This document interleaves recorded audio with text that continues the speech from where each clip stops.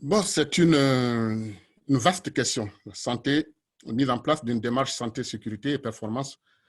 Alors, c'est une vaste question et je pense que cette présentation, ça sera beaucoup plus une discussion ensemble, et revue de quelques solutions, parce que la mise en place d'une stratégie de santé, sécurité pour la performance, elle est toujours attachée à l'entreprise, à son environnement, à son activité. Alors là-dessus, il y a un constat qu'on peut voir, quelques chiffres déjà. Je suis sûr que, bon, vu toutes les sessions qui sont passées, il y a beaucoup de choses sur lesquelles vous êtes déjà revenus. Hier, on a essayé de participer un peu, mais on est arrivé à la fin. On a quand même 7 millions de personnes, je parle de l'Union européenne, qui sont victimes d'accidents de travail. Et ce chiffre, si on se retrouve en Afrique, je suis sûr qu'il est, il faut le multiplier par un nombre donné.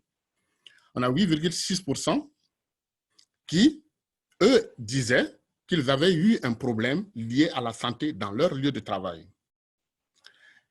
L'OMS avait dit, et ça c'était déjà en 2009, que les accidents de travail, c'était l'OIT, l'Organisation internationale du travail, les accidents de travail et les maladies professionnelles coûteraient 4% du PIB mondial. Et quant aux maladies chroniques, qui sont la plupart du temps retrouvées à l'enceinte des structures de travail, des entreprises, ils coûtent à peu près 30 milliards de francs, 30 milliards de dollars américains, soit 48% du PIB mondial en 2010. Or, en réalité, on se rend compte qu'en fait, nous passons à notre lieu de travail au minimum 50% de notre temps de veille, c'est-à-dire le temps où on ne dort pas. On le passe à 50% dans notre lieu de travail. Alors, ça montre que rien que sur le plan géographique, il est important d'aborder la question de santé au travail.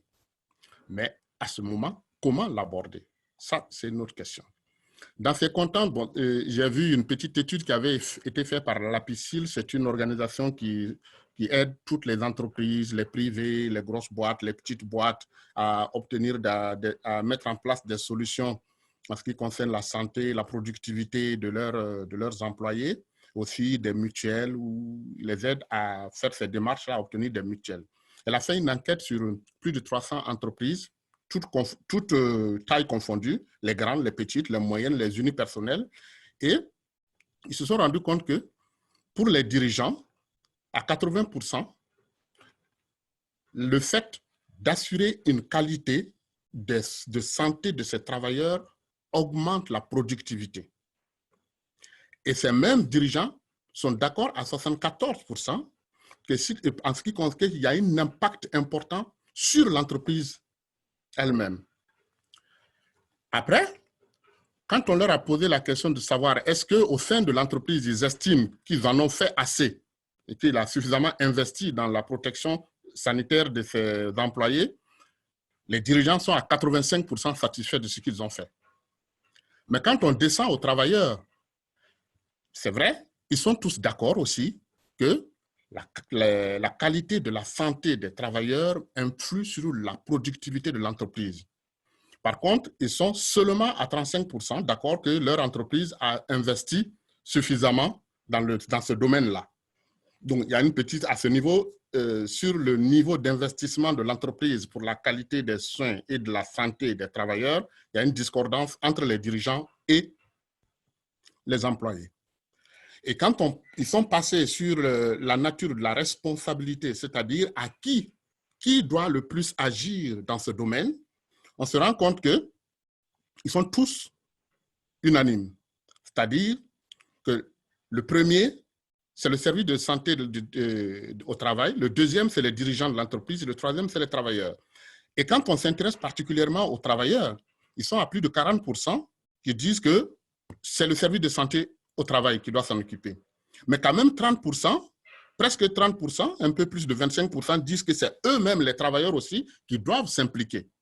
Ça, c'est assez important de voir que à l'intérieur, les travailleurs eux-mêmes estiment qu'eux aussi, ils doivent participer à cet effort-là. Ça, c'est quelque chose qui était assez intéressant dans cette étude qu'ils ont faite et qui, d'ailleurs, ils continuent toujours cette étude-là.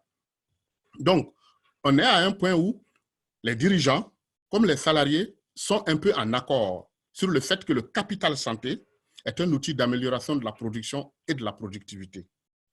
Et en plus, ils sont tous d'accord et estiment que tous les groupes de l'entreprise sont concernés, le dirigeant, le salarié et le service de santé. Alors, dans ce cas, puisqu'ils sont d'accord sur le principe et qu'ils sont prêts à s'investir, comment préserver ce capital qui est si précieux? Il est si précieux parce qu'il touche les aspects physiques et psychologiques de la santé mentale, qui est la définition même que l'OMS a faite de la santé. Mais aussi, et plus loin que ça, le bien-être du travailleur. Et son bien-être, c'est quoi? C'est l'organisation de son travail, son management, sa direction, comment ses relations avec sa direction et la qualité de sa relation avec ses autres collègues. Mais aussi le retentissement que l'environnement social et géographique et même climatologique a sur le travailleur. Tout ça, ce sont les aspects qui vont l'amener à avoir un quelconque bien-être ou pas à l'endroit où il travaille.